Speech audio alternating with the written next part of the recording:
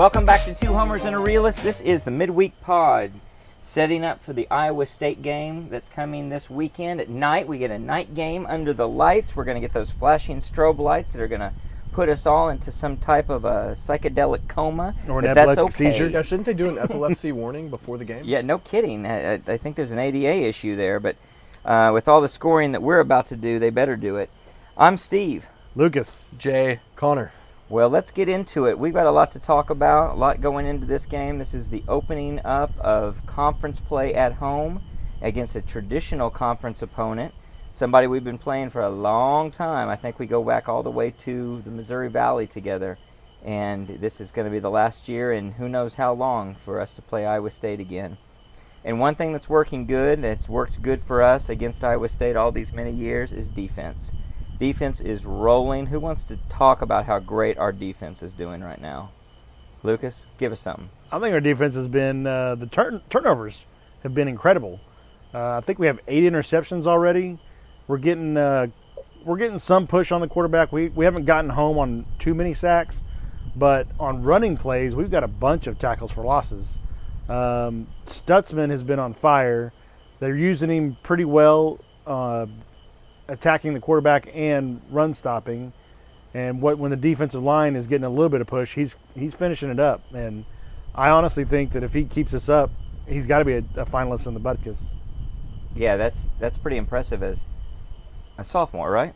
No, he's a junior. He's junior. Yeah, that's still pretty impressive. From where we've been, true junior, to where we've gotten to. Yeah, true junior, second year in a totally different scheme, totally different regime. So that's pretty awesome.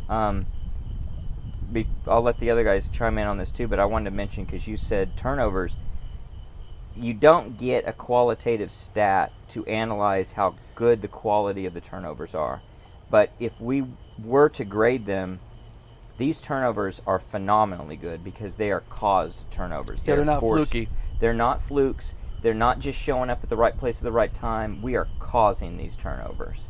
It's really impressive. A lot of them interceptions, obviously. Just really positive. The pressure that we're getting and forcing quarterbacks into bad situations, and then being there to make plays on balls and challenge receivers, and not just to bat balls down, contest receivers, make it really difficult to make the catch, and make the throw, but just flat out taking the ball away from the other team. Key Lawrence has stepped up this year. I think we were kind of disappointed with how he was last year. I was personally down on him before the season. I didn't think he'd see the field. Jay was going to trade him for the best punter in the country. I think athletically we all thought he had the goods, but he just didn't seem to be where he needed to be, and didn't really get his chance with Broyles and Bowman back there last year. But I think he has 2 interceptions, which included the one in the end zone last week, and he's got a forced fumble. So, I mean, we can't complain about. And previously, he had missed easy interceptions. Yeah, before. He would flat out drop them where it looked like he didn't know that the ball was possible to come at him, and he was not in the right space, and the ball would just flukily come his way, and he'd just flat out drop it. Where today, he's doing exactly the opposite. Yeah, as Lucas alluded to about the defense, we're not necessarily getting home in terms of big sack totals, but the overall pressure is certainly there. We're creating not just exterior pressure from our defensive ends, the interior is getting a push, and really if you're going to get pressure without a sack, if you can get it up the middle and make that quarterback have to pick left or right, it limits what side of the field a lot of times that he can go to, and so that pressure up the middle is pretty big time. And I do think we're getting closer and closer each week to breaking out and really creating some more sacks, because a lot of teams are doing a lot of max protect and they're getting the ball out quick. But when you start to play better teams, they tend to rely more on, we're going to do what we do and make OU adjust to it, and that's not going to work. Yeah, they don't have to do that, and so they try different things, and that forces us to do different things, which hopefully can have some success. Yeah, I mean, just full agreement across the board there. I think one thing that I noticed that I'm just so excited about the broad amount of personnel that we have who can go make plays. And guys, I mean, we mentioned Key Lawrence. He's the prime example of a guy that we've all referenced as, in the beginning when he came, he seemed like he could be a guy who was in the right spot at the right time, making those plays for a really bad Alex Grinch defense. Last year, a down year for sure, in my opinion, where we were all kind of giving up hope on what he could be. And this year has just completely stepped up his game. And seeing that across not only the veterans who have obviously learned in this system that they're working under in the past season and 4 games, all the way down to the freshman ranks. With Peyton Bowen's probably an exception. That kid could go anywhere, I think, and succeed. But to do it in a defensive scheme like Brent Venables, and to prove yourself in the early goings to a coach like that says a lot. One last thing I think that I loved hearing this week was about PJ Adebaware. Good job. About Venables looking at film immediately after the game, noticing something in the middle of film, not even finishing his own session. On the airplane and going up to PJ's position coach, Miguel Chavis, and saying PJ needs to be on the field more. And understanding that it doesn't matter the class that's next to this kid's name, he's someone who's going out and making a difference and making an impact on the game. So I don't know. I'm really excited, and to be able to say that about multiple young guys, it really gets me excited, not only for the rest of the season on that side of the ball, but just OU's future in general. And there's one player that we haven't talked about almost at all season, which when you recognize the position that he plays is actually a good thing, and that's Woody Washington. Mm-hmm. Yeah, he's just doing his job. He's everybody's covered. There's very few passes completed his side. The throws that are made his way, he's either in such good position that it's super contested, or the quarterbacks had to throw it in a spot where only his guy could get it, and it's usually out of bounds anyways. So yeah, when you're not talking about a DB, they're playing really, really well. Yeah, that's a great point. And usually the dominant DB is the guy that's going to go up against that number 1 receiver, and that'll be really telling as the course of the season plays on, and we play some really quality receivers. Not that we haven't, but we're going to go up against some really challenging receivers. I assume he'll line up against Worthy when we play Texas. I disagree because you think it'll be different? Well, Gentry Williams is like a track star level keep that sprinter. Speed against speed. I think you're going to have to put someone that can keep up with Worthy. Well, that'll be really key then. Can he do that? Can he do, can he keep his guy completely out of the game and force because then the safety comes over and helps, and it really starts to take away advantages that you would otherwise find with a really, really world-class receiver like some of those like Worthy that we'll face. Gentry's got the length that Woody doesn't necessarily. Mm-hmm. But I saw the PFF grades, I think it was, and Gentry's wasn't that good last week, but he also didn't play a full game.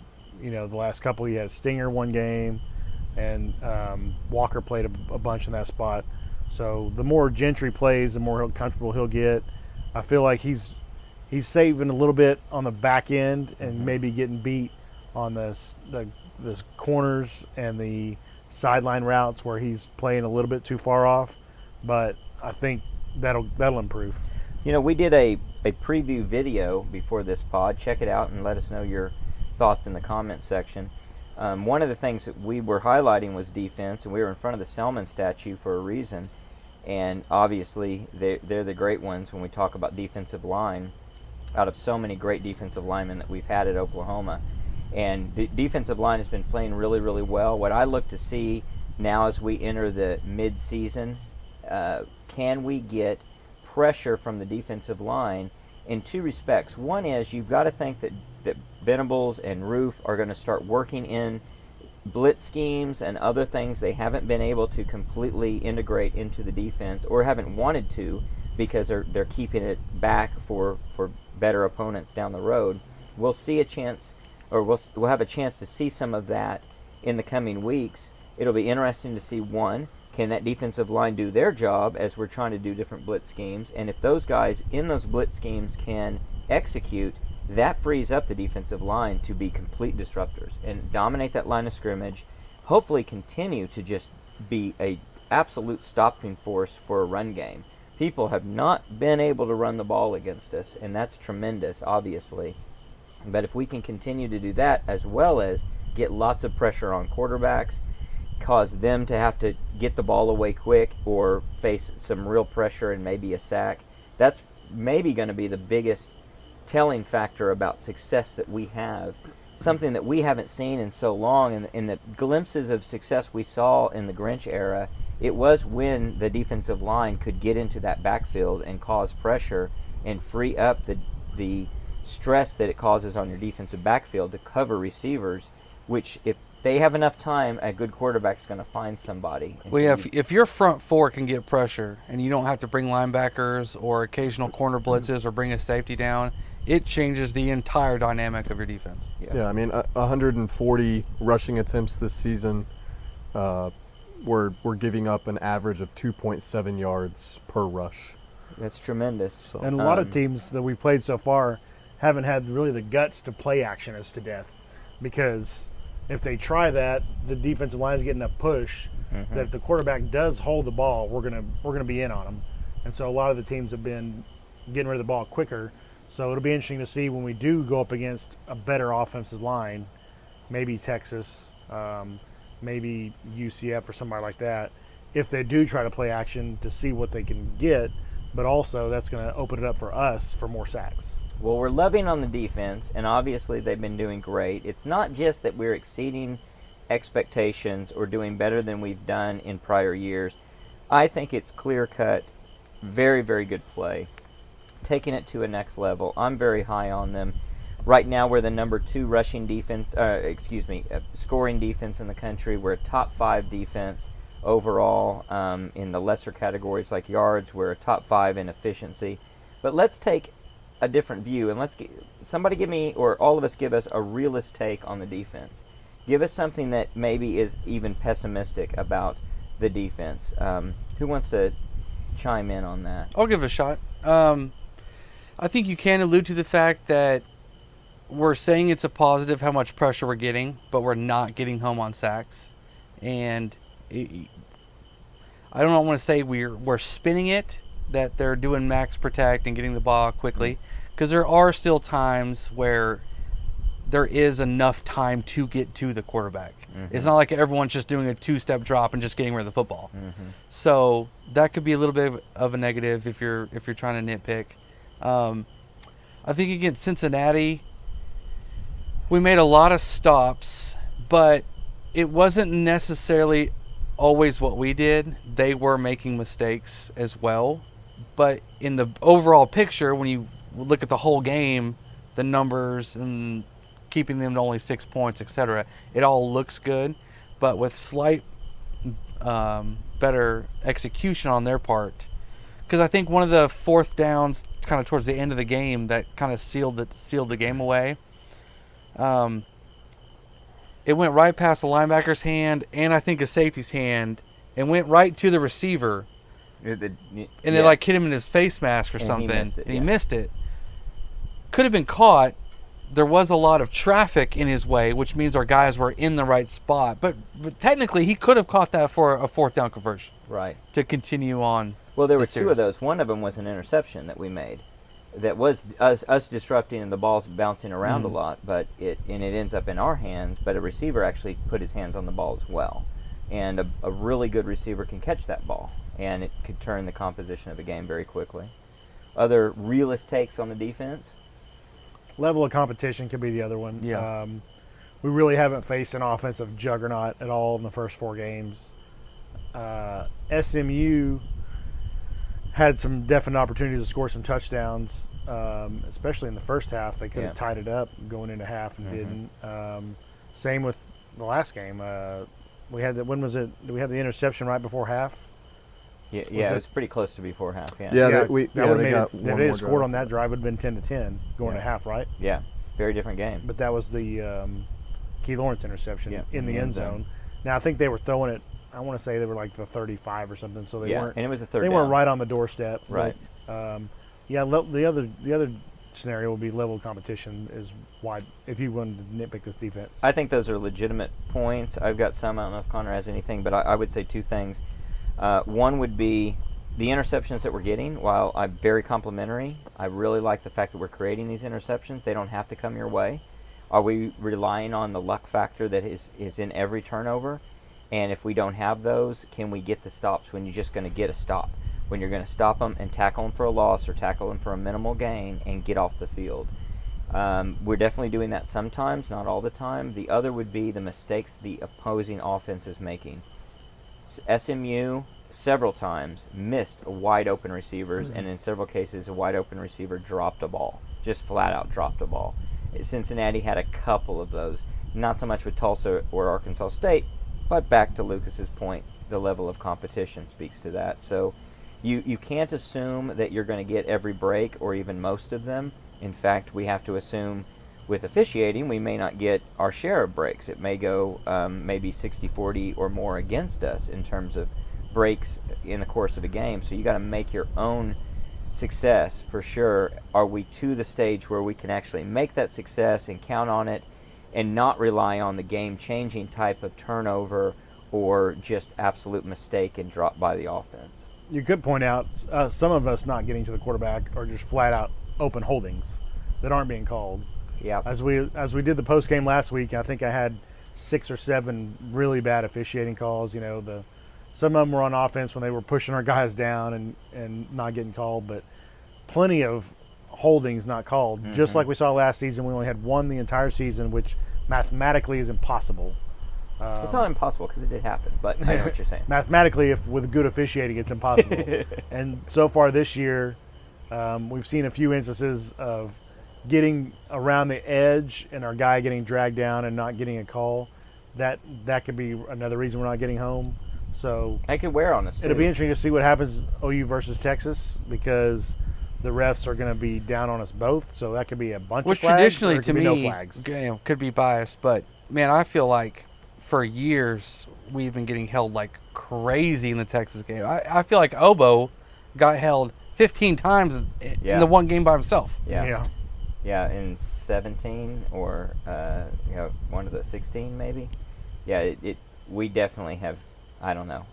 I can go back for decades and talk about bad calls in the Texas game or what seemed like it, and that can wear on you if you're a defender. You're trying to get to the backfield and you're getting held time and again. It can unconsciously work on you, and that you're slowing yourself down, thinking it's a self-doubt. I'm not gonna try for that. I'm gonna do something different, which is not what the coach wants you to do, and you don't even necessarily want to do it, but you're thinking there's no point because this guy's going to hold me. I got to try something different, and all of a sudden you're not contributing and doing your job. So that's a concern for sure. Not necessarily a realist take, maybe a realist take on the officiating. Well, let's transition to offense and talk about what we think about the offense. I would say, let's talk about the fact that we ran a poll today that was comparing Dillon Gabriel to other transfer quarterbacks that have had a varying degree of success. So somebody have that pulled up real quick where they can tell us who those quarterbacks were. Yeah, I can just read the poll real quick. All right. Thinking just about current ability as a quarterback, how many of these 4 quarterbacks is Dillon Gabriel better than? Bo Nix, DJ Uiagalelei, Jackson Dart, or Sam Hartman? And Sam Hartman. Poll-wise, you had 10% saying Dillon Gabriel is better than 0 of those quarterbacks. You had 45% say that Dillon Gabriel is better than 1 or 2 of those quarterbacks. 17% saying DG is better than 3. And the most crazy number, in my opinion, 28% saying that Dillon Gabriel is better than all 4 of those quarterbacks mentioned. So just preface it with, we have nothing against Dillon Gabriel. We support Dillon Gabriel. We think Dillon Gabriel is a really good quarterback, maybe even a great quarterback. He's the kind of guy who could lead a team to a lot of victories and maybe ultimate victories. But we have our concerns, and some of it relates to play calling, some of it relates to coaching directly and player development. It's not just about him, but it's about what we're seeing on the field. I personally answered 1 or 2. I think he's only better than 1 or 2 of those guys. I think that a couple others are actually playing better than him. What did you guys think, and what's your view? That's what I voted as well. Hartman looks to be the real deal.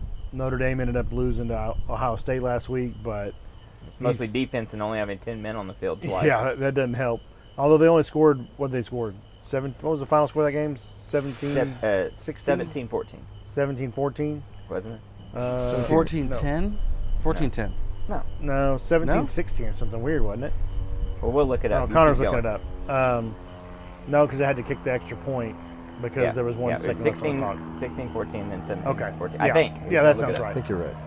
So that's not a very good offensive output, but Ohio State does have a good defense. Yeah. They have a lot of veterans still on that team. 17-14. And DJ Ugalele, or whatever we're calling him this week, because his name changes weekly, kind of like PJ Adebaware. But, he kind of stunk it up in Clemson and got supplanted, and then he's at Oregon State now and has looked phenomenal in his against games. what we know is not a tremendous group of talent around him. Yeah, and then Bo Nix, I thought was horrible at Auburn. Yeah. And he's kind of resurrected himself in Oregon. A lot of that could be play calling, and obviously the talent level, the teams are playing and fixing to play in the Pac-12 aren't as good as what they would be in the SEC. And who is the fourth quarterback? DJ? Jackson Dart. Oh, Jackson Dart. Yeah. He transferred from where? USC? From USC, yeah. Ole Miss. And he had a heck of a year last year, I thought. And for some reason, Spencer Sanders decided he was going to go be a backup, which is baffling to me. But Ole Miss girls. I think one or two of those we would rather have on the team. I would take Hartman and probably Bo Nix over Gabriel currently. Based on what we've seen. But I mean, as you said, he's still a really good quarterback. I just don't think he's elite. I said one or two as well for basically the exact same reasons as Lucas did. I think right now Bo Nix is the better quarterback. Hartman definitely the better quarterback. I think DJ Uiagalelei and Dylan Gabriel are almost on the same exact plane as one another. I haven't watched a lot of Oregon State football this season, admittedly so. But from what I saw at Clemson, and assuming he hasn't changed too much since those days, I would say they're very similar. Well, he's underperformed because he was the number one quarterback in the country coming out of high school. Huh. I do remember that. That's why he underperformed so much at Clemson. It was just shocking. I think he was a Heisman favorite going into one of the last couple seasons, or at least might have been last year. A front runner, one of those times. So, I don't know. It's an interesting poll. What'd you say, Jay? I agreed. I said one or two. I really wanted to go with more just one. One by itself wasn't an option. He's, I think I've said it several times on here, and had plenty of Twitter beef the last 48 hours. Yeah, you've been fighting the fight with Sooner fans, Sooner faithful. Is that reminiscent of something that we were talking about several years ago, when we were saying, I think we were some of the early people to say Spencer Rattler was showing weaknesses, and Spencer Rattler wasn't the real deal that we needed him to be, even though we supported Spencer. We had I think we had aesthetic, or whatever you want to call it, beefs with Spencer at the time that DG doesn't have. Spencer was a little full of himself, and I think he's come down to earth, and I really respect the fact that he has matured a lot and it has left some of that behind. He was in a difficult situation. DG does not face that. He doesn't have the you're a superstar and even though you haven't proven it type of mentality. But we were early to the Spencer Rattler might not be the answer. And we took a lot of heat back then for things we said about that. And now here we are again, kind of sounding the alarm bell and concerns about Gabriel. And I think we're taking a lot of heat. Tell us a little bit more about what you're hearing on Twitter. Well, yeah, and to those who, disagree with us or disagree with me personally, it has nothing to do, like you talked about, with Dylan's character. He's a team-first guy. He seems like a really good person. I'm appreciative that he decided to come here with Venables and Levy, and he knew the situation he was getting into. We needed somebody immediately. Oh, we needed somebody that has so badly. Experience. And I'll be the first one. I would absolutely love to eat crow. Oh, me too. On this whole Dylan Gabriel talk. No, I want to be And he first. leads us to a Big 12 championship and a playoff berth and maybe a playoff win, etc. I mean, all for it. I'll take all the heat anybody wants to send me on Twitter for this. I'll literally eat crow. Yeah, literally. We'll catch one out here. I got the trap. I'm just concerned because I do care so much about this team, and I want to see us get to where we want to go. He just has limitations, and he's played so much football that I wonder if the occasional fan looks at him almost like a young player who's just give him more time. Because he's only he's only 1 year and 4 games into OU. Right. But this is his 6th year of football. At the collegiate level. Yes. He is what he is.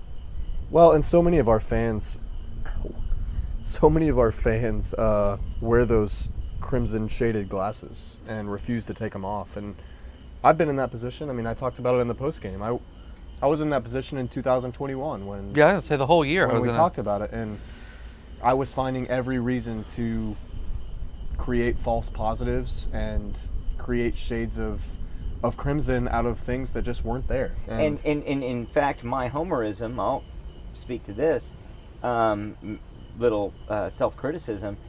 When Caleb Williams came in, I was not critical enough of the fact that he was saving us with his feet and with some other heroics and actually getting bailed out by great catches by Mims, among others, where he was throwing a lot of balls up that were 50-50 balls. I mean, remember Revisit Lawrence. a century. Lawrence, That strip to get a first down, it was an incredible play at the time, but the further you get away from that, holy crap, what a play. Yeah, yeah. Well, that was unbelievable. And then you look at things that he was doing that were just mistakes. In Lawrence, just not being able to get production Move where the he ball. needed We to. couldn't Not move being We able to saw move him the be ball. really young in our first loss. I mean, you saw him Yep. look really young in Waco. I mean, we were all there. It was that game was a struggle. And he struggled against Oklahoma State in a loss, even though we probably should have won that game, but for a bad officiating call among many in the same game. He threw a lot of bad balls up. Even in the Texas game where he has his Superman heroics, some of those balls are just not great throws. Just Marvin Mims comes down with the ball in an amazing way. And I think that I was talking to a friend today, and he actually sent in a listener question we can get into later. But when I say I would prefer Jackson Arnold right now over Dylan Gabriel, it's not under the assumption that Jackson Arnold's going to go in and be this perfect savior of a quarterback. I think he is a freshman. I think he is someone who will and would make some freshman mistakes. But at the same time, I think the competitiveness that he brings, the athleticism that he brings, the quality of his passes and just his overall quarterback abilities that he would bring to the table outweigh the risk aversion and the tentativeness that we see from Dylan Gabriel on a weekly basis. I mean, we talked about it at dinner, that the play that I sent you guys where Dylan Gabriel's rolling out to his left and he has 3 receivers within his line of sight. Right, stacked together, all almost within a line. You have a Stogner, a Farouk, and an Andrel Anthony. And Stogner and Farouk are pretty much wide open, if not wide open. They're wide open. To go and get to the sticks to get the first down. Andrel Anthony is covered heavily by 3 defensive backs. And I don't need to say it, guess who Dylan Gabriel throws to? And it's not either of the 2 guys that are wide open to get to the sticks. It's because they were in the middle of the field. Nearly a pick. Yeah. So, I mean, it's just, I don't know. Which unfortunately is Iowa State's weakness. The middle of the field. Yeah. Well, that sort of, I don't know, it gives us a chance to talk about what else is weak on offense a little bit, our concerns. While it's centered on the quarterback, it really ends with Levy and the play calling he's dialing up, the things he's telling his quarterback to do, and the things he is or isn't seeing in what his quarterback is doing, including limitations, and what potentially could open up if he were to play Jackson Arnold. But it's also the line is not opening up blocks. Their blocking for pass protection's great. Their run blocking is very poor. Our running game is very poor. Our running back by, I don't know, random lottery or whatever's going on is not working. That's giving me a lot of concern. I'm seeing us not have any kind of consistency there or game plan. It's where we thought going into the season have just a ridiculous amount of talent and potential there. Strength that we're not utilizing it in any effective way. It's like we're trying to squander that one way or another, it seems. I don't see the development there yet. I hold out hope, but I don't see the development there yet. So all of these things, to me, become pretty big concerns. I mean, this is one of the first years going into the season that Bedenbaugh had his starting lineup. Previous years, he was always, we got these two tackles and the center. We're kind of switching out guards and see what we're going to do. We may move a guy from guard to tackle, due to injury, but these are our 5 guys is kind of a new concept for Bedenbaugh going into a season. So we all assumed, hey, he's already got his 5 guys. We're gonna be stacked. It's not going to take the usual It's not going to take the games. usual 4 or 5 games for everybody to gel and start dominating the run game. And here we are going into game 5, and what's our longest rush of the season? A 20-yarder? We haven't had a 30 yards. 20 yard yet. 30 yards. No, I thought we haven't had a 20. We We've had 30. one run 30 above 20 yards. Everything else. If you looked at my PDF, I sent When you look game to game, 30 in the next it's like 19, I think. this guy had a 19-yard run. This game, previous game, a different guy had a 16-yard run. It's just not there. And no rhythm. Not that you're expecting 60-yard touchdowns all the time, but it's really surprising. And maybe it comes to the receivers aren't doing their job down the field to once they get to that second level. But it's also that I think the receivers are blocking just fine. that the guys are only getting 5 yards of open running at the most because the offensive line push isn't there. Well, we gave a realist take on defense because we're so high on defense. So I want us to give a homer take on offense, being that we're so relatively negative on offense. So let me start it off by saying a few things. If I were to give a homer take, I would say, 1, we are used to phenomenal levels, record-setting levels of offense with Heisman Trophy winning quarterbacks. We should be a little bit more patient about what we're seeing and recognize that we're seeing success. We're 4-0. We have a guy who's being mentioned nationally in the Heisman race, even though he's obviously not a front runner. He's completing a high percentage of his passes. He is our quarterback, and he chose us. He chose OU. We should rally around the guy that chose OU, and he obviously is demonstrating leadership. We know we have strength at running back. Now we know we have strength at receiver. We have a lot of weapons. Time has proven with this coaching staff, as well as those who have been in the prior regime that are still here with us, they get things going throughout the season, and we get better and better. The running game develops. The offense gets stronger. Now we have a defense that they can rely on, and maybe that's a little bit of what we're doing is we're relying on the fact that we've got this defense. We're taking it slow because we can. Maybe they know that we're good enough that we can take it one step at a time, and they're integrating what they can do versus let's show them what we got, because what we got is everything, and from here to the rest of the season, that's all we're going to get. And yet we're going to see us take it to the next level. Let's be patient. Let's actually be appreciative of the fact that we're 4-0, and we're seeing how many teams would kill for an offense like we've got? Last time I looked, we're a top 5 offense statistically. In offensive efficiency, we're top 5. Even adjusting for the fact that we haven't played really tough competition, same thing can be said defensively, and yet we're lauding that group. So maybe, I don't know, the homer take is maybe we're just being too critical because we are a little spoiled with what we're expecting out of offense. Who else has a homer spin on our offense? I think a homer spin could be we've seen guys running open deep and they've been overthrown. Maybe he's playing at home this week. He maybe feels more comfortable in our stadium than on the road where he missed some touchdown throws last week, to be honest. I mean, yeah, he did. Tulsa, he missed 1 or 2 deep balls, but last guys in stride. Last week it seemed like we could have easily had 2 more touchdowns if he just gets the right amount of air under the ball instead of he throws some of these or finds the open he throws these balloon balls up, and as opposed to a better trajectory. I don't know what the degrees of the throw are, but he needs to bring him down a little bit to get more pace on the ball as opposed to So the lobbing homer him up. take is it doesn't take a lot of correction to be on the money. We have receivers that are getting 3 yards open on their guy on the 50-yard passes. They're just not getting there in the right amount of time. You know what or we call that on this distance. podcast, right? What is it? I think it's fixable. It's fixable. It's fixable. He's close. He's close. So on a homer take, we do have open receivers deep that aren't quite connecting. And then we also have plenty over the middle in the 15 to 20-yard range that he hasn't seen very well so far in the last season +4. But maybe it comes around, and maybe the offensive line scheme is a little bit different where he has a better passing lane and can see those. So the opportunities are there to be had, so that would be a positive.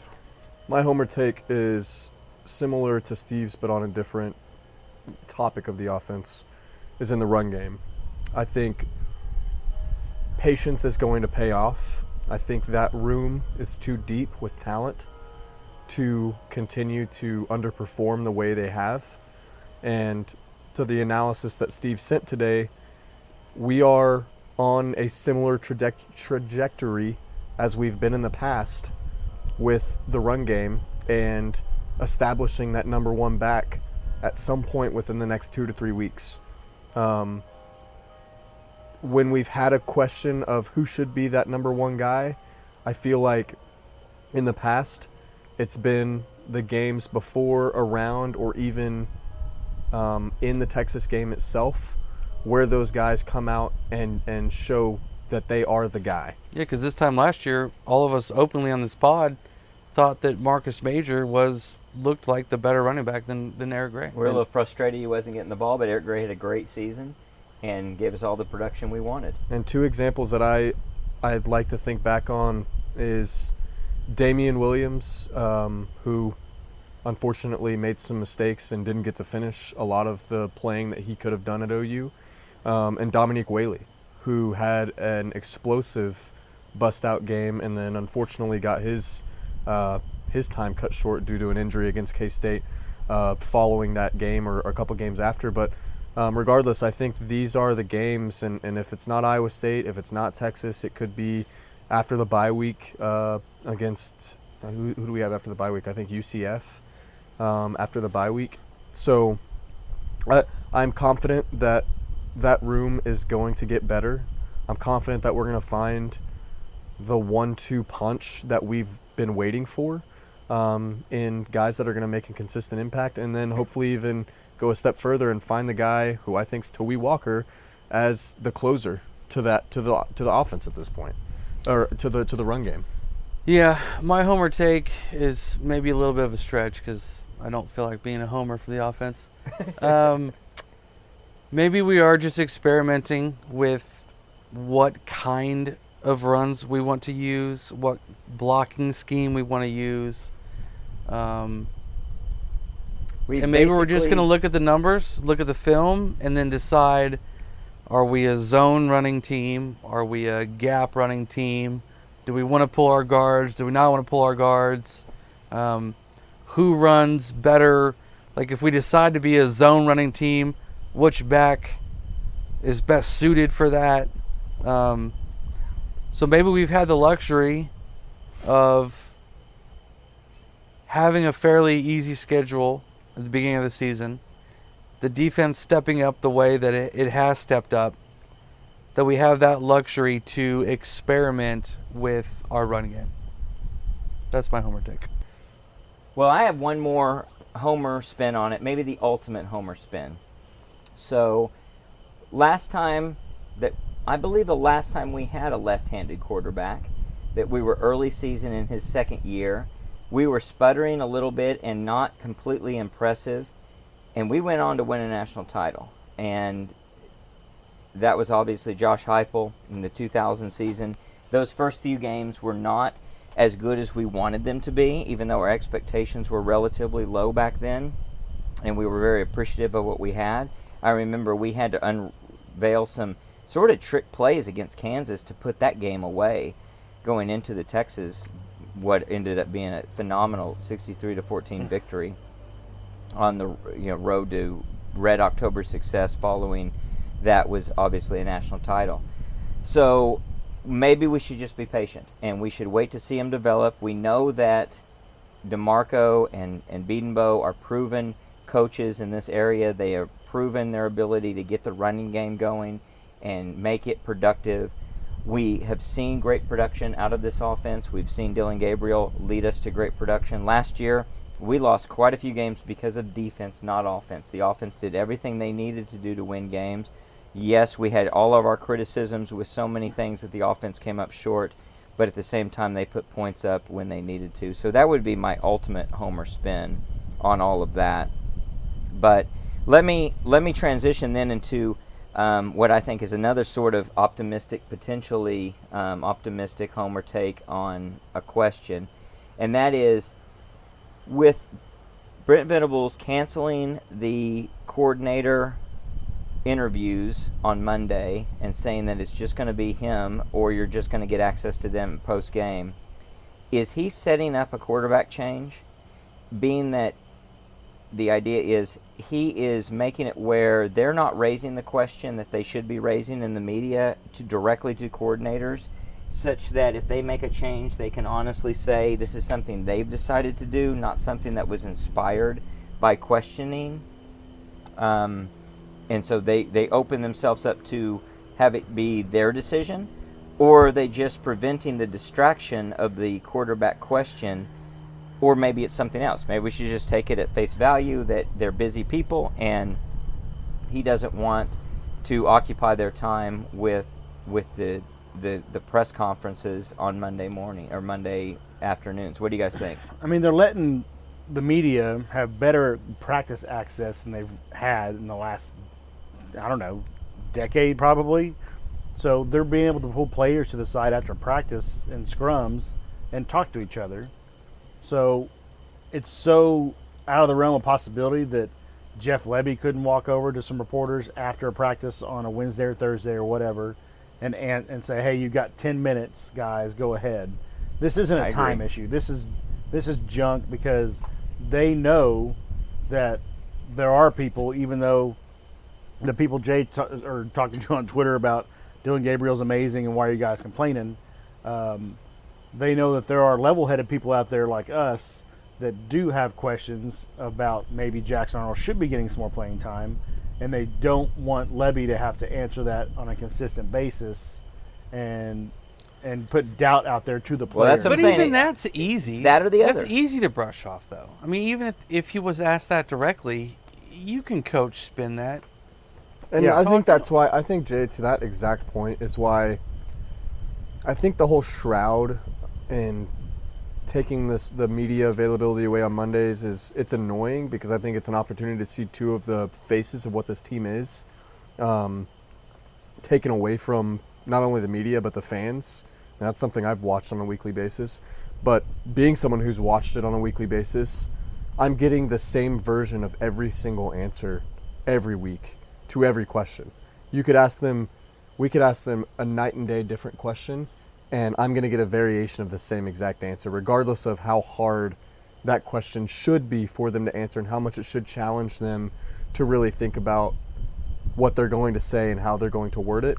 It turns into the exact same coach speak that we've criticized, and Lucas, especially you've criticized since Venables has gotten here, and that has obviously trickled down into his staff. And I don't necessarily think it's a bad thing. I mean, what else are they going to say in a lot of these situations? But I do think taking the opportunity away from the media to ask the questions is a little bit unfair, especially with the guys who we perceive as main decision makers for this program. Well, and they need to create content for their livelihood too, even though it is coach speak most of the time, like you were alluding to. And it's not just the Dylan Gabriel situation. I think a lot of it is the running back rotation. People are really questioning, and everybody's questioning that because it's really strange to have these two guys go the first game, and then you got the other two guys going, and then you got these two guys going again. So is it going to be Barnes and Sawchuk this game? I mean, and Barnes got a lot of carries and a lot of production in that first game, even though he didn't start. Obviously, Sawchuk didn't play at all. He had more carries against Tulsa too, so it was And- like the first game and Yep, the third game. Yep.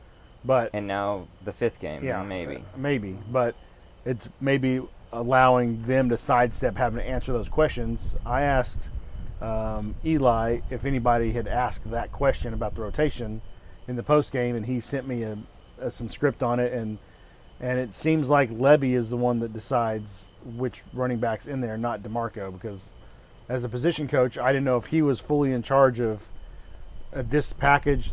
These guys go in. I thought Eli. We're talking about Eli Letterman. I think on his podcast he said that it is DeMarco making that decision. The thing he sent me, it made it seem like it was Levy. deciding. That's where it's becoming an honest question that we would like to see answered one way or the other. Who's making this decision? I feel like if I was the offensive coordinator, I would be telling my position coach what players I would want for what play. Well, and we go back to, Venables answered the question this week, and even in his post game, and he said it boiled down to how they practiced. I don't know how much of that is. A lot of it's practice. Yeah, a lot of it. Yeah. But then he doubled down and said practice again in his Tuesday presser yesterday. So, again, I don't know, is that just a challenge to say, hey, Barnes and Sawchuk, we want you to be the guys, but you're not. We talked about it at dinner. You're not earning the right to put on the crimson and cream and go out there and get the amount of snaps that you think you want or deserve. I don't know. It's interesting to me. It's been such a mind-numbingly frustrating thing to see with the talent that we have back there and not seeing us get going. I mean, since we're winning, I've got to trust the process. You can be a little more cavalier with that, but if you have a loss or a second loss, you cannot afford, no matter how much you want to run your program a certain way, you have to get the more talented players on the field. Yeah. Now, you don't want to reward people for not trying all week long in practice. I understand that. I get that. But they can't be doing that lackadaisical, that's what I'm saying. Right? They can't just be for as much as everyone is saying everyone in the program is bought in, if everyone is bought in, how are you going to tell me that what we see as our two best running backs are not practicing well enough to even get a snap in the game? Yeah, what are they doing? Or meaningless snap. I mean, one carry for Sawchuk in the prior game, and then some time on the kickoff return. I'm a little frustrated and confused by that as well. Now, Connor, you had a listener question. I got the post-game quote right Oh, here. Yeah, go for it. Give for the He quote. said, running back rotation. He says, Marcus really wanted him to be able to get in and get a rhythm. He had a really good week of practice, and I wanted him to have the bulk of the carries today. This is Levy. This is Levy post-game, Cincinnati. He was able to do that for us. Again, took care of the ball. We've got to be better all the way around. Talked about it earlier, but it's not just the running back or the O-line. It's the tight ends, the QBs, it's the wideouts, it's everybody as a unit being able to go perform in the running game better. And then they asked, will the running back rotation going to be week to week? And he says, yeah, we'll see as we move forward. As we see what we're going to do on tape, understand we're playing, and then how these guys practice every week, and we'll create the opportunity. It blows my mind because it's at what point does it translate to say, hey, Austin Sogner, you're great at practicing, but when I go and I watch game film, there's no way someone is sitting there and telling Austin Sogner he's doing an exceptional job. he cannot be grading out well. So I mean, there has to be some line that's drawn to say, thank you for putting in all the effort during the week to lead up to the game. I just do not think you're going to be the guy who's going to be making plays for us on Saturday. Yeah, I think that's a really good point. Listener question. What do you got? Yeah, no, it's actually a really, really good transition, and it's straightforward. This is from Carter, a longtime listener, supporter of a lot of our views that we've had here. But he simply asks, is Marcus Major a good running back? That's a good question, Carter. It's something that we've wrestled with, obviously, and been a supporter of Marcus Major now going on several years. I'd like to think that he is, but when we compare him to the other running backs, I don't know if he's the cream of the class. I don't know if he's actually the best on the field among those that we have actually to choose from. Now, I don't have as much of an appreciation for or recognize the little things he's doing potentially in terms of knowing the plays, being in the right position, as well as making the blocks and pass protection and other aspects. Maybe he has great effectiveness and maybe the best effectiveness in running his wheel routes and other things when he is in a passing scheme that he's going to be the dump-off route, where the other guys are just out of position just enough to say this is a problem, and we need a guy who's going to run this exactly the way we want it. But as far as running the ball, he doesn't look to me to be the best running back. Is he a good running back? I think he is. What do you guys think? For me, what's strange is he's got a good physique. I mean, he's a good-looking player. He looks like someone who could go play in the SEC. The problem is he seems to get tackled easily, like way too easy for his physique. Doesn't break tackles. Yeah. His physique looks like he should go down as how do I word that, with a difficulty that Tawee Walker goes down. Yeah. Like. Yeah. It takes two guys for the second level. Tawee Walker gets hit or gets wrapped up and you think he's bundled and he slips right out of it and he gets, 4 to 7 more yards. The legs keep working. So he looks like someone who should be able to run like that. And I agree with Steve where I think from a pure running the ball standpoint, I think he's good. I don't think he's what we've had. I love seeing Marcus Major catch the ball out of the backfield because he does seem to find a way to get into space, and then once he's in that space, using it effectively to get positive yards, and he's had some big plays in space, I think, catching the ball. I mean, SMU is a good example, and he had a couple last year where he was out in the flat catching the ball and doing something with it. So overall, I will say he's a good running back. I don't think he is at the caliber of running back that we would expect to take OU, to that other level, and even more so the level that we've been at in recent years. Good question. Thank you, Carter. That's a really good question. Yeah, thank you very much. Let's talk about a little bit the focus on Iowa State and what to watch for. And, boy, we're centering right on one of my first things, which is running game. Where are we? Can we establish a running game? Can we effectively run the ball? Do we see us figure out who that starting running rotation is going to be? The primary, the secondary, and who is the true backup, maybe who is the closer. I'd love to get back to the idea that we have a true closing running back that can seal a game off in the fourth quarter. It'd be interesting to see if that is a Tawee Walker, who he's a senior, right? He's a veteran in the system for sure. I believe he is, yes. Would be an incredible closer. It'd be a great closer. So I'd like to see us get there. I'd like to see Dylan Gabriel hitting receivers in stride. Obviously, hitting open receivers, that's a must.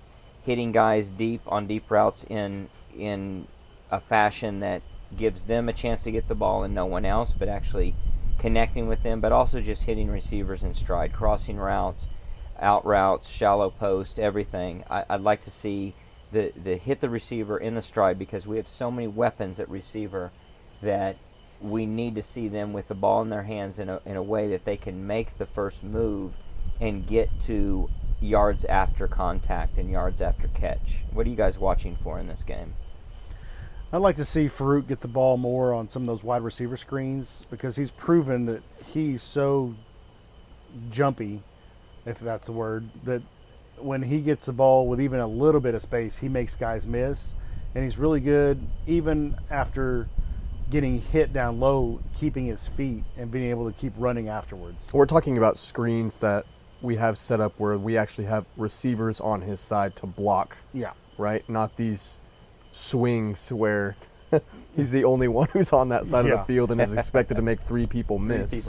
For as much as we've talked about Stogner really being ineffective in the passing game, it seems like he misses 1 or 2 blocks a game that it's just him versus a linebacker, and we're throwing a swing pass or a jet sweep to receiver that if Stogner just blocks his guy, it's a 10-yard gain, plus whoever knows what happens afterwards.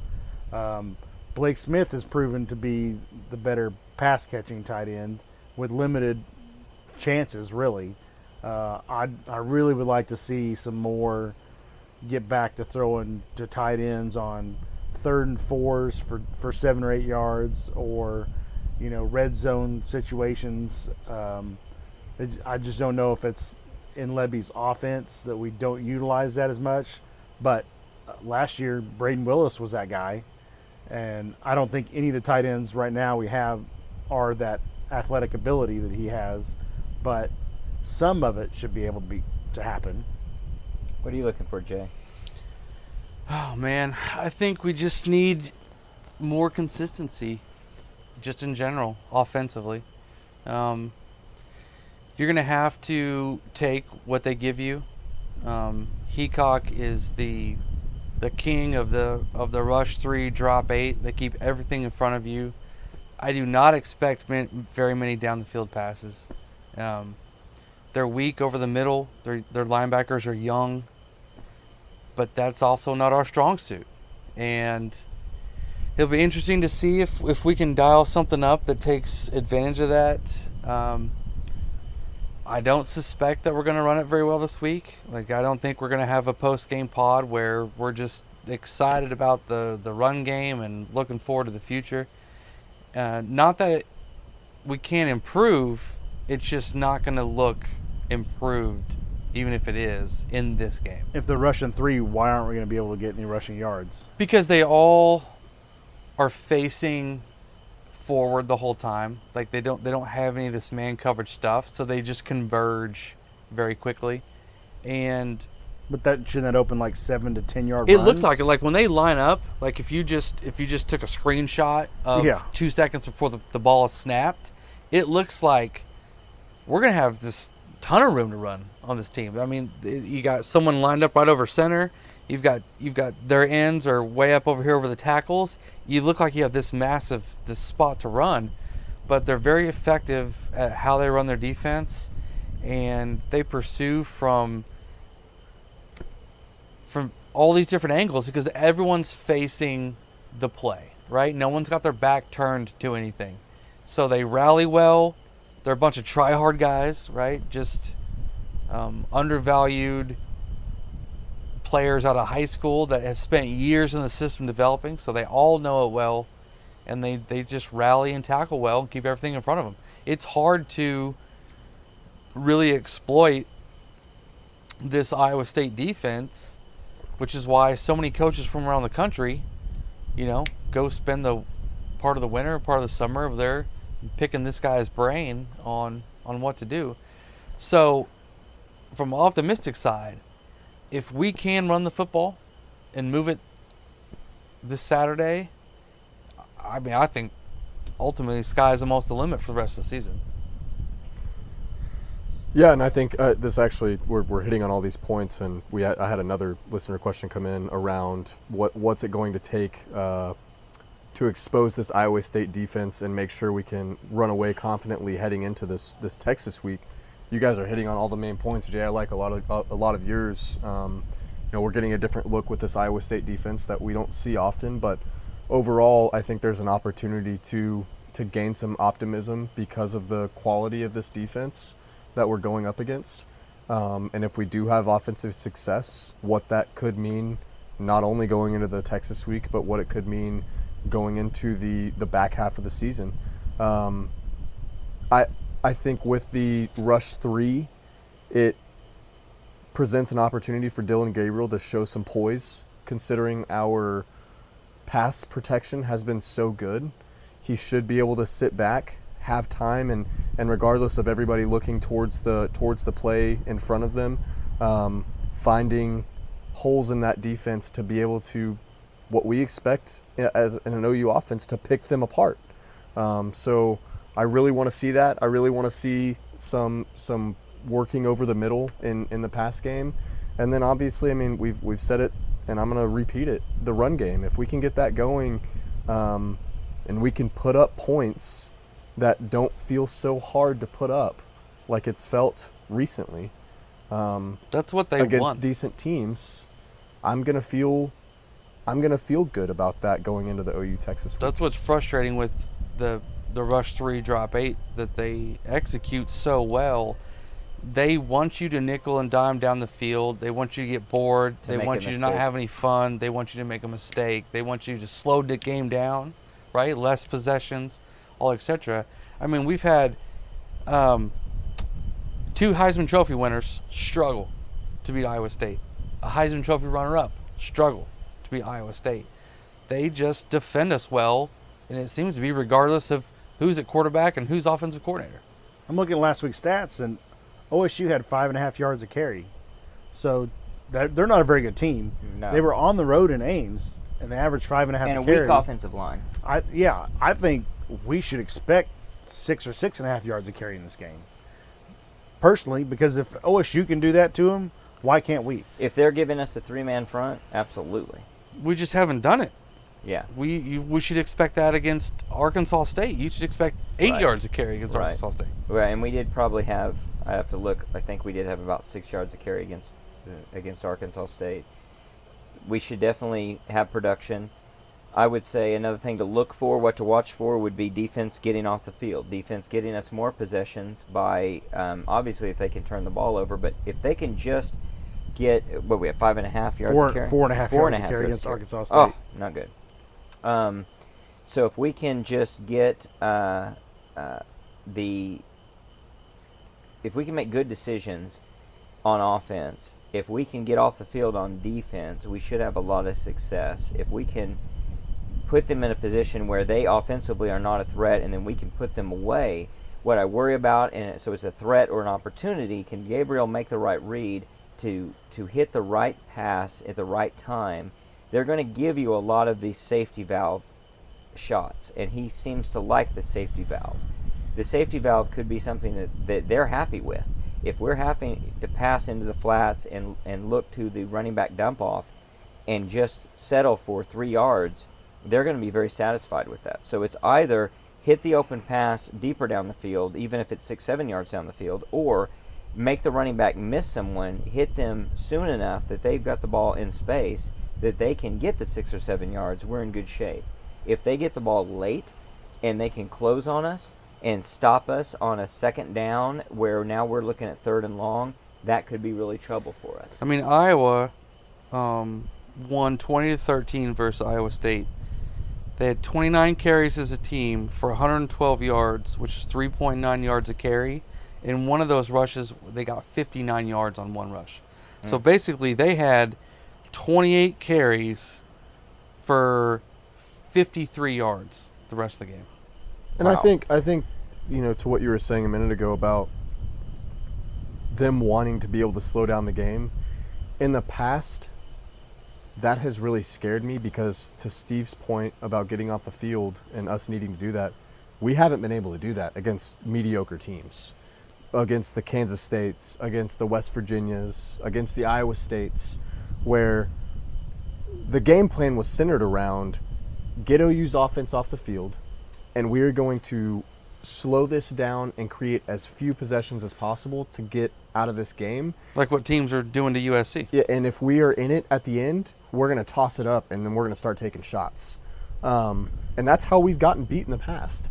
So something to watch for is our defense maintaining that success of getting off the field, but then that complementary side of the offense not just immediately giving Iowa State the ball back, where our defense is performing well but gets burnt out, and then we are in a dogfight in the back half of the third quarter and all the way into the fourth. So it is important to get off the field as the defense, but I want to see our offense take care of business on their side so that our defense is working for a full, successful 4 quarters as opposed to getting those tired legs that we've seen in the past. Well, in fact, I'll look at just isolating the running backs themselves. We average just the running backs, when you take out Gavin Freeman, the jet sweep, the really big explosive plays that we've had, against Arkansas State, we only averaged actually 3.9 yards per carry, a little under that.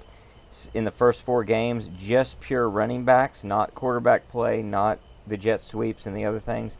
For just running backs, 4.4 yards per carry, just out of running backs through the first 4 games. We've got to be better than that down the stretch, and hopefully better than that against Iowa State, especially if they're giving us a defensive scheme that threatens to stop everything against the pass and really dares us to run the ball successfully. We've got to take advantage of whatever they're giving us and get it where we can get it, however we can get it. And that's really comes down to Lebby making good calls as well as Gabriel executing well.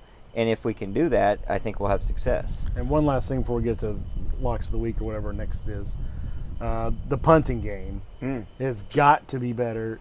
If they're going to slow us down on offense because we can't run the ball very well, or they're bracketing so much on the receiving end, and we're going to have to punt, we've got to be better punting. It has been terrible the first couple games of the season. We've had too many shanks. There's not enough height on the ball. It's been bad to me, and that's something that can determine wins and losses when you're talking about, close games. And it's a marginal thing I you've got to do. I don't know well. how close this game's going to be. We're going to have our picks here in a minute, but that seems like something that has to improve. Field position last week was a really big deal. It was a really horrible. big deal. And with a quarterback, and especially in an environment, and I'm maybe not looking towards this week as much, but you get Dylan Gabriel pinned inside the 10-yard line on the Texas side of the Cotton Bowl because we can't punt the ball well enough, but we're still getting stops on defense. We never can flip the field. We can never flip the field, and it's taking an immense amount of effort to be able to do that. A whole half, right, is spent with poor field position. You're tempting fate every single offensive possession. Very true, and all of that is what it takes to win. And when you win and you're executing effectively, then you're a lock. And so that's a good transition into the locks of the week. The realest deal, locks of the week. So let's talk about the locks of the week. We are, as a group, hey, I'm going to celebrate it. We are 32-28. We are 53% against the spread. Boom. Now, who's doing their pulling their weight and who's not? Well, I'm not. I'm at 40%. I'm not doing so well, so I'm going to turn it on. Connor is a little bit better. He's actually right at the group average of 53%. Jay and Lucas, 60%. They're doing great. Last week, I was 0-3. Connor was 2-1.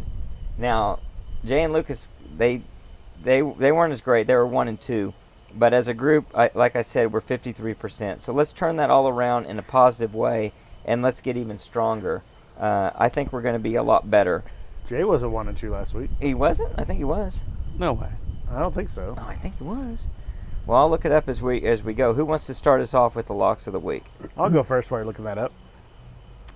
I have, for week 5, Tennessee -12. You're right. Jay was, he was better. Jay was 3-0. That's what I Connor thought. and Lucas were 2-1. I was 0-2. I was looking at the wrong week. Oh, You were 3. 0-3. Yeah. I said 0-3 for me. Yeah. You just said 0-2 though just now. Yeah. Oh, whatever. Sorry. I just Well, think one of them didn't The guy count. that's really good at math is One of them failing didn't. One of them didn't count. massively. I've got Tennessee -12. James Madison -3. That one's a little out there. They're playing the All right. the stalwart South Alabama. What's their mascot? That's a good question. I think they're the Colonials or something Yeah, like it's, that. it's Maybe something is that right? patriotic, right? Okay. But they're playing the stalwart South Alabama squad that went into Stillwater and rocked them, I think. And then I've got Memphis -3.5. That's against Kentucky? Nope. No. Well, that was last week. I've forgotten already. Well, that's all right. You got him. So Jay, what do you got? I'm gonna try and keep this going. I'm gonna go with the theme. I don't know if I should tell my secret or not, but I'm gonna take Duke at home plus 5.5 you told us your secret Against last Notre week. against Dame. Notre Dame, and I'm going to actually go with Ole Miss at home plus 2.5 against LSU. Okay. And I'm going to take the, I might just have to do it. I'm going to take the mighty Iowa State Cyclones. Oh. Plus, what is it, 20.5 Yep. against Oklahoma? Interesting. Connor, what do you got? So as a group, we are not going to be as good next week because I've got two of the other sides of Jay's picks. I've got LSU -2.5 against Ole Miss. I think LSU kind of is putting it together a little bit after that disappointing loss in week 1 against Florida State. I've got Notre Dame -5.5 against Duke. I think Notre Dame bounces back in a pretty big way. I do not think Duke is the real deal, regardless of the 4-0 record that they have. And then finally, I'm gonna jump on this Washington train. They've looked the most dominant, maybe in all of college football, through 4 weeks, 5 if you count week 0, but they didn't play that week. But they've looked really good. They're -17.5 against an Arizona Wildcat team. Well, I went way off script because I've got to change something up. 0-3 last week, or 0-2 as I like to say. I've got, is it Michigan? 7.5 against Central Michigan. Am I looking at that right? God, what am I writing down here? Hold on. That's right. I don't think Michigan. No, Michigan against Nebraska. Nebraska. 17.5. Well, that's not the pick. Hold on. James Madison is the Dukes, by the way. Eastern Michigan. Eastern Michigan. 7.5. I wrote it down on the sheet This has wrong. been a disaster of a segment. It has been. So I'm 0-3 no matter how you look at it. Eastern Michigan 7.5 against Central Michigan. Illinois +1 against Purdue. And Louisiana, that is Louisiana Lafayette, +11 going against Minnesota. So they're going to take it to the week half of the Big 12 game. out of conference. You'll have to text me those scores and let me know how you did. I will. I definitely will. And it probably won't be great. Memphis has got Boise. By the No, way. it's going to be a 3-0 week. Memphis has Boise. Okay. Yeah. It's going to be a 3-0 week for you. Well, I hope so. I need you to up Jay's 1 and 2 that he's about to go and compliment my 2 and 1. You're 2-1. At least it's a wash, if we Yeah, can do that. in the grand scheme of things. Well, let's set all that aside and let's focus on the OU Iowa State game and talk about our score predictions. And I know everybody's score prediction, so I'll say we do have 2 homers and a realist and a real big pessimist on these scores. I'm gonna start it off. OU 42, Iowa State 10. I think that the OU defense holds Iowa State to a touchdown and a field goal. I think that OU gets it rolling. Dylan Gabriel makes us all look foolish and puts 42 points on the board. And so I've got OU 42, Iowa State 10. Connor, what do you have? I'll take the other side, or the same side of your homerism. I've got OU 45, Iowa State also 10, same as you.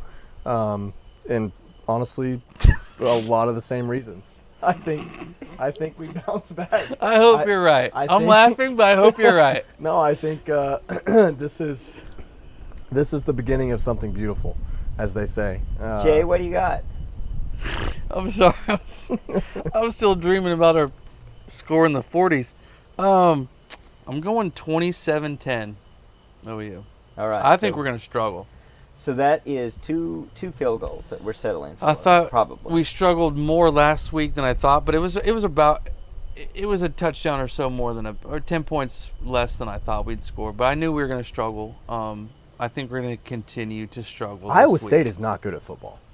I know that Matt Campbell is this or whomever his DC is. His name. But we escapes have me. problems with that. I'm not saying that. I'm not saying that we're not. I do feel like though. In years past, ever since that 2017 loss, I have been nervous going into this game. I do not feel that way this time. I feel like I'm not nervous. I don't think we're going to lose the no, game. but I think a but whole even what lot you're saying, has to like, go wrong even, for us to even lose what you're this game. saying in terms of the struggle and everything else, I've worried about struggling in the past. I've worried about this game going into Texas before. That game for me was Cincinnati this last week, where we came out on top. I think we get to your guys' point totals defensively, where we get short fields or defensive touchdowns. So you're saying if we're right, it's because the defense has put us in a position. Yeah, and to score I easy. contemplated raising my score for those reasons. I don't think they're going to move the ball very well. I wouldn't be surprised if they scored 3 points this game. Well, let's talk to someone who would be surprised. Lucas, what do you got? I've got OU 27-17. So OU does win. They OU just wins. by far It's don't a tighter cover. game. I feel there's a big mistake coming on the offensive side of the ball that will either be a scoop and score, fumble for a touchdown for Iowa State, or maybe a pick six. I think that's how they get to 17. I think our defense does its job and keeps them around 10. I don't have faith that the offense is going to run the ball as much as a three-man front should allow you to run the ball. We're averaging less than 4 yards a carry this season. It's not very good. And I still don't know with that kind of 3-3-5 bracket type nickel defense that they run. It's a 3-5-3, so they have three high safeties. What they run all the time. I don't know that we'll be able to get the deep ball in for some quick scores. And I think it's going to be kind of like they take possessions away. It's going to be a slugfest. I want to see Jaquez Petaway play so badly this week. I want to see him sitting down like on 4-yard little outs or 4-yard just sit-down routes where he's catching the ball and getting 12 yards. Same as Farouk.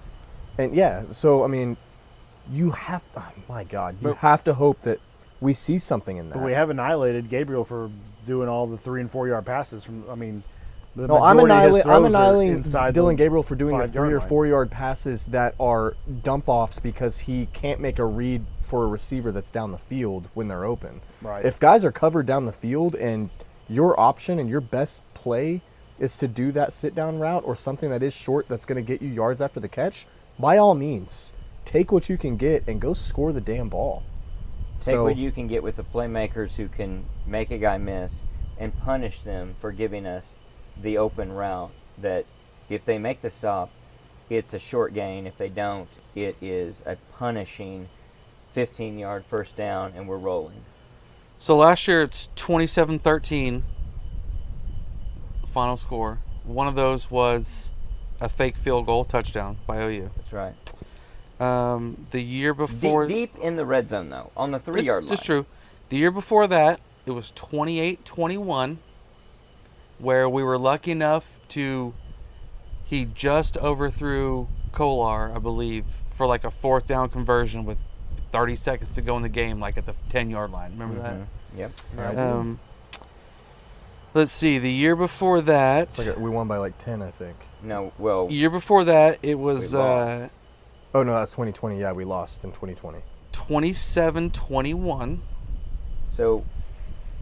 am I making it So up we haven't gone over 30 points against Iowa State in five years, probably. And then the year before that, we lost 37-30 with Baker. And I think Venable said the last 3 times that Iowa State has been to Norman, the score has been, collectively, it's been 101-100 in OU's favor. I think we buck the trend. I really do. I hope so. Yeah, I agree. And I know you. Trust me, I know your scores. I think the ingredients are there for that to happen. I know your scores aren't reflective of, any sort of like, OU sucks or anything like that. I know it's more reflective of this is a team that we have notoriously struggled against in the last 6 years. I just want to get through the game with a win and stay healthy and not a ton of stress. and move on.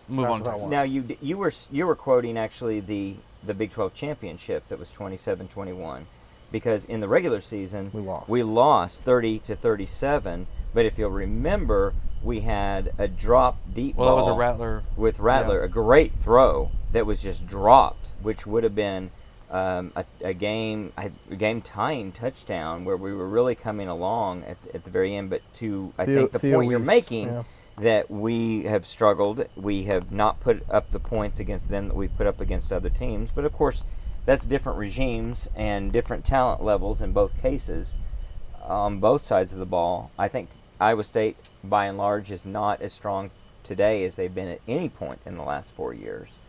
So I think we have the opportunity. I think we're rightfully a 20-point favorite or so, 20.5-point favorite. I think we're that much better than them and can do it.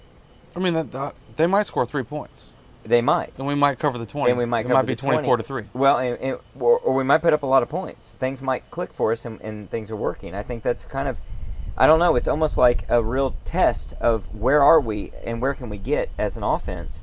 Can we put up the points we're supposed to put up against the team? What is the over-under? I didn't see what it was. It's probably somewhere in the 50s. So we're supposed to put up quite a few points against them, probably somewhere in the 30s. 48.5. 48.5. That's pretty low. That's pretty low. So if we can put up something in the 30s, then we're outperforming a little bit according to that. But that's probably what it takes for us to cover. That or a game where our defense is just phenomenal, and like you say, Jay, we're winning 24-3, and we're just barely covering the spread by the hair of our chinny chin chins. Well, they might play phenomenal too, like I said, and give us short fields or defensive touchdowns. Yeah, a lot of things can happen that are. Yeah, so Put us basically into that the 40s. over-under in the line itself is having us, at 35-14 would be around the score that right. Yeah, they're that's the predicting. implied score. Yeah. So scoring in the 30s, so it's not that hard to either fall short of that and you guys are right, or do a little bit better and we're right. So we're not laughable, I don't think, but we'll see. We'll see all of that. We'll be back for a good post-game pod where hopefully we're celebrating a great victory as we get ready for what is the biggest challenge in the entire season, that is against Texas. Until then, Boomer. Sooner.